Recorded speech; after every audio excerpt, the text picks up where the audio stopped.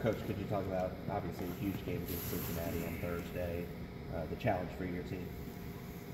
Yeah, I think having gone through our schedule, this is our 13th conference game. So, we put ourselves in a good position. We've had some unbelievable wins. We've kept our, we had 3 losses, 9 wins. So obviously we've done what we needed to do to be in this position. But Cincinnati's a challenge for a lot of reasons. Having played them, of course, for Rob and Galen, Wes, Armani, this is, we beat them Galen's freshman year. Last year they swept us, had a great game in Cincinnati, or Northern Kentucky, I guess. The first game, which sets this one up. They're a tough team to play. They're Clark, Washington, Evans. They got such good, their guards do such a great job offensive rebounding. You have to really focus on things against them that you don't have to worry about with other teams. Not everybody crashes with their perimeter guys on the offensive boards. That's a big deal. They steal possessions with offensive rebounding. Very similar to what we try to do. But their size, it's not just their starters. Clark and Washington are I haven't seen everybody in the country, so I don't know what everybody has, but those 2 guys combined for everything they do. I thought we defended them in the low post pretty good last time. The problem for us was they stepped out and made 5 threes, and that was a big difference in that game. That was a 2-point game at the 5-minute mark. 3 minutes to go, it was a close game. So we led most of the first half. We led in the second half. It got away from us a little in the last 5 minutes. So we just got to do a great job of finishing. They got the number 5 by their name, so they're obviously doing a great job this season. You can't get all caught up in that. I assume your players know better than to get lost in how well they're doing and just focus on what you guys are doing. Yeah, you're right. We don't worry about that. We're playing Cincinnati. We're not playing 5 by their name. I have no idea what they were ranked the last time we played them. We focus on Cincinnati. Kelvin, this time of year, with Houston basketball, I know you've only been part of it for 4 years, but just the thought of postseason dreams and NCAA tournament, hasn't really been in the discussion. In the last few years, it has been. To get to this point with the program, in your mind, what does that mean to take that step and to build what you said you wanted to build and be consistent?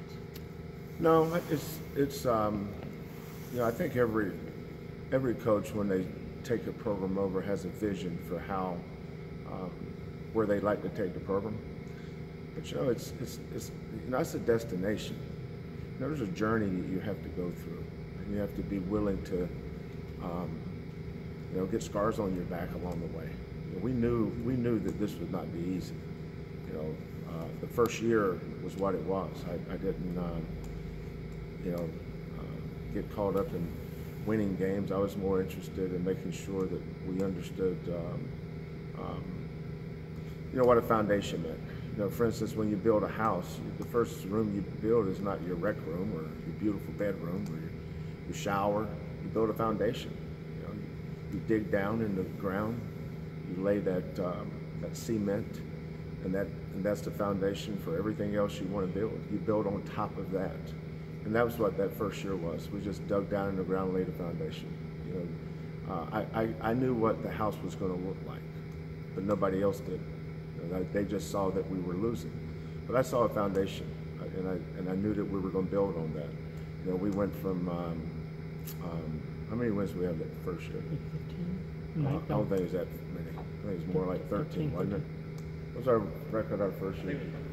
Yeah, I think we went from 13 to 22, and then 21. That's pretty good. You consider. I remember, a lot of people see where we are now. I remember being here April 20th of 2014 when all the transfers left, and I looked, and we had 5 guys and J.C. Washington coming in. I had no idea who he was. And I know and I looked at those 5 guys, and you know, knew that we just had to get, you know, we just had to go recruit a team. I remember that. I remember clearly what it was like to go initiate contact with kids late April and May. You know, I remember that. You know, everybody looks at, you know, you got a chance to do this and this, but you know, that foundation was being laid that first year. And in the second year, we jumped up, and next thing you know, with the NIT.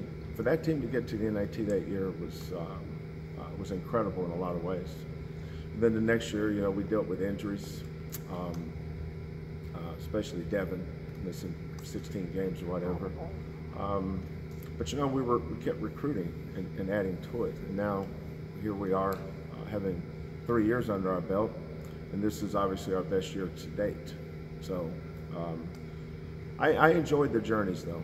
I think that's because I've done this, you know, several times.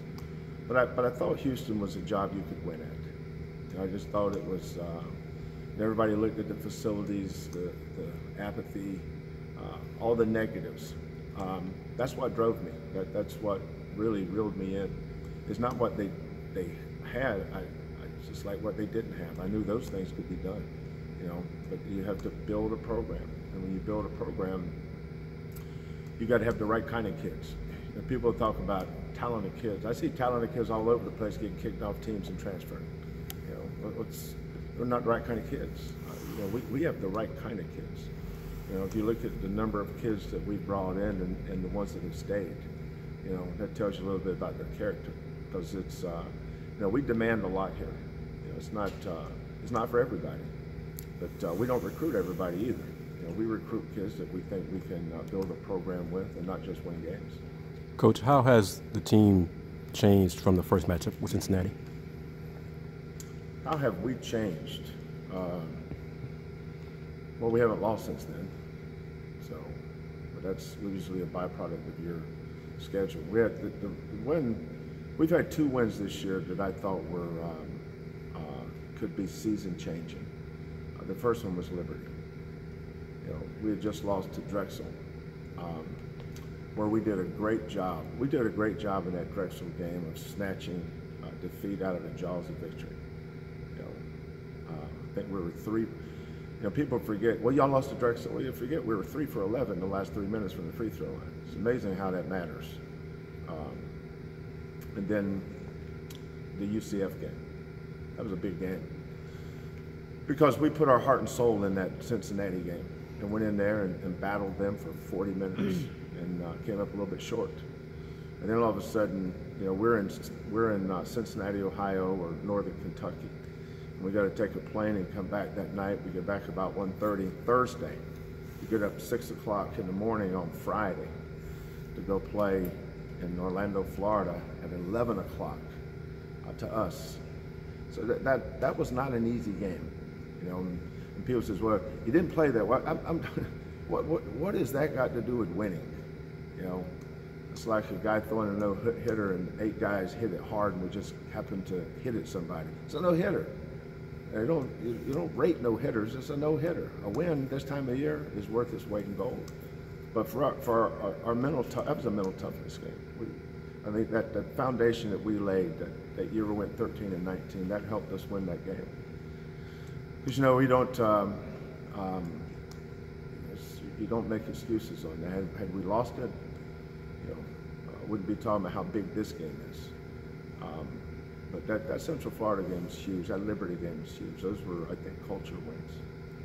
Kelvin, not to get caught up in exact win totals, but in your career, has there ever been something, I don't want to say magical, but significant about 20 wins? Kind of a bench where people seem to always point to 20 wins. Now, obviously, there have been tournament teams that have won 25 or so and not gotten in, but is 20 wins symbolic for a program, or does that say something? I think so. I think the consistency of your program, you know, you're winning. You know, when you decide to coach, when you decide to go into coaching, obviously you don't ever forget why you coach. I have a 3x5 index card in my desk that I've kept from Montana Tech. I don't let anybody see it. It's just something I wrote down on there of why I decided to get into coaching, and that's to help develop young people, help them chase their dreams, help them reach their goals, make sure that I do everything I can to prepare them to be better players, better people, better husbands, better fathers. That's important, and I've never lost sight of that. You know, we live in a society where if you lose a game, you're a loser. You win, you're a winner. You lose, you suck. You win, you're great. I've never gotten caught up in any of that, you know, because I never lost sight of why I got into coaching. When I go and do clinics in the spring, summer, I go speak around the country at these clinics. I always make sure that I remind, especially the younger coaches, don't ever forget why you choose to get into this, and make sure you get in it for the right reasons.